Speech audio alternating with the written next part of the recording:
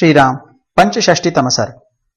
महर्षि वाल्मीकि का शत्रुघ्न को सुदास पुत्र कलमाशपात की कथा सुनाना।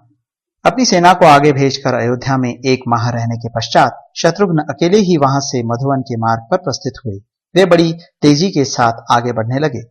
रघुकुल को आनंदित करने वाले शूरवीर शत्रुघ्न रास्ते में 2 रात बिताकर तीसरे दिन महर्षि वाल्मीकि के पवित्र आश्रम पर जा पहुंचे। वह सबसे उत्तम वासस्थान था। वहां उन्होंने हाथ जोड़ मुनिश्रेष्ठ महात्मा वाल्मीकि को प्रणाम करके यह बात कही। भगवान, मैं अपने बड़े भाई श्री रघुनाथ जी के कार्य से इधर आया हूं। आज रात को यहां ठहरना चाहता हूं और कल सवेरे वरुण देव द्वारा पालित पश्चिम दिशा को चला जाऊंगा। शत्रुघ्न की यह बात सुनकर मुनिवर वाल्मीकि ने उन महात्मा को हंसते हुए उत्तर दिया, महायशस्वी वीर, तुम्हारा स्वागत है। सौम्य, यह आश्रम रघुवंशियों के लिए अपना ही घर है। तुम निशंक होकर मेरी ओर से आसन, पाद्य और अर्घ्य स्वीकार करो। तब वह सत्कार ग्रहण करके शत्रुघ्न ने फल मूल का भोजन किया। इससे उन्हें बड़ी तृप्ति हुई। फल मूल खाकर वे महर्षि से बोले, मुने, इस आश्रम के निकट जो यह प्राचीन काल का यज्ञ वैभव मतलब यूप आदि उपकरण दिखाई देता है, किसका है? किस यजमान नरेश ने यहाँ यज्ञ किया था? उनका यह प्रश्न सुनकर वाल्मीकि जी ने कहा, शत्रुघ्न, पूर्व काल में जिस यजमान नरेश का यह यज्ञ मंडप रहा है उसे बताता हूं, सुनो। तुम्हारे पूर्वज राजा सुदास इस भूमंडल के स्वामी हो गए हैं। उन भूपाल के वीरसह मतलब मित्रसह नामक एक पुत्र हुआ जो बड़ा पराक्रमी और अत्यंत धर्मात्मा था। सुदास का वह शूरवीर पुत्र बाल्यावस्था में ही एक दिन शिकार खेलने के लिए वन में गया। वहां उसने 2 राक्षस देखे जो सब ओर बारंबार विचर रहे थे। वे दोनों घोर राक्षस बाघ का रूप धारण करके कई हजार मृगों को मारकर खा गए।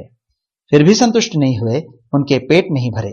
सौदास ने उन दोनों राक्षसों को देखा, साथ ही उनके द्वारा मृग शून्य किए गए उस वन की अवस्था पर दृष्टिपात किया। इससे वे महान क्रोध से भर गए और उनमें से एक को विशाल बाण से मार डाला।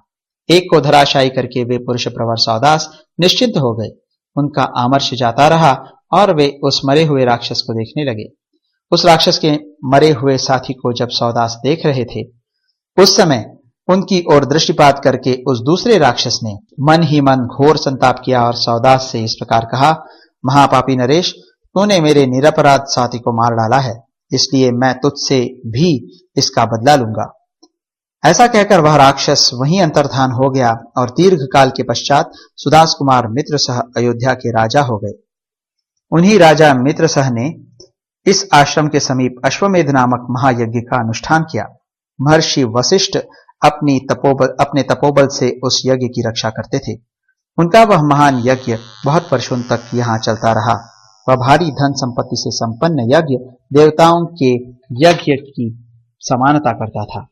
उस यज्ञ की समाप्ति होने पर पहले के वैर का स्मरण करने वाला वह राक्षस वशिष्ठ जी का रूप धारण करके राजा के पास आया और इस प्रकार बोला, राजन, आज यज्ञ की समाप्ति का दिन है, अतः आज मुझे तुम शीघ्र ही मांसयुक्त भोजन दो।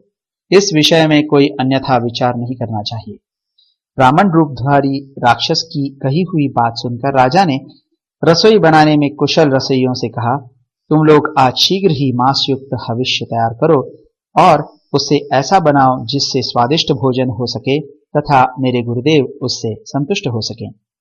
महाराज की इस आज्ञा को सुनते ही रसोइये के मन में बड़ी घबराहट पैदा हो गई। वह सोचने लगा, आज गुरुजी अभक्ष भक्षण में कैसे प्रवृत्त होंगे। यह देख फिर उस राक्षस ने ही रसोइये का वेश बना लिया। उसने मनुष्य का मांस लाकर राजा को दे दिया और कहा, यह मांसयुक्त अन्न एवं हविष्य लाया हूं, यह बड़ा ही स्वादिष्ट है। नरश्रेष्ठ, अपनी पत्नी रानी मदयंती के साथ राजा मित्रसह ने राक्षस के लाए हुए उस मांसयुक्त भोजन को वशिष्ठ जी के सामने रखा। थाली में मानव मांस परोसा गया है, यह जानकर ब्रह्मर्षि वशिष्ठ महान क्रोध से भर गए और इस प्रकार बोले, राजन, तुम मुझे ऐसा भोजन देना चाहते हो, इसलिए यही तुम्हारा भोजन होगा, इसमें संशय नहीं है। अर्थात तुम मनुष्य भक्षी राक्षस हो जाओगे। यह सुनकर सौदास ने भी कुपित हो हाथ में जल ले लिया और वशिष्ठ मुनि को शाप देना आरंभ किया। तब तक उनकी पत्नी ने उन्हें रोक दिया। वे बोली, राजन, भगवान वशिष्ठ मुनि हम सबके स्वामी हैं, अतः आप अपने देवतुल्य पुरोहित को बदले में शाप नहीं दे सकते। तब धर्मात्मा राजा ने तेज और बल से संपन्न उस क्रोधमय जल को नीचे डाल दिया। उससे अपने दोनों पैरों को ही सींच लिया। ऐसा करने से राजा के दोनों पैर तत्काल चितकबरे हो गए। तभी से महायशस्वी राजा सौदास कलमाशपाद मतलब चितकबरे पैर वाला हो गए और उसी नाम से उनकी ख्याति हुई।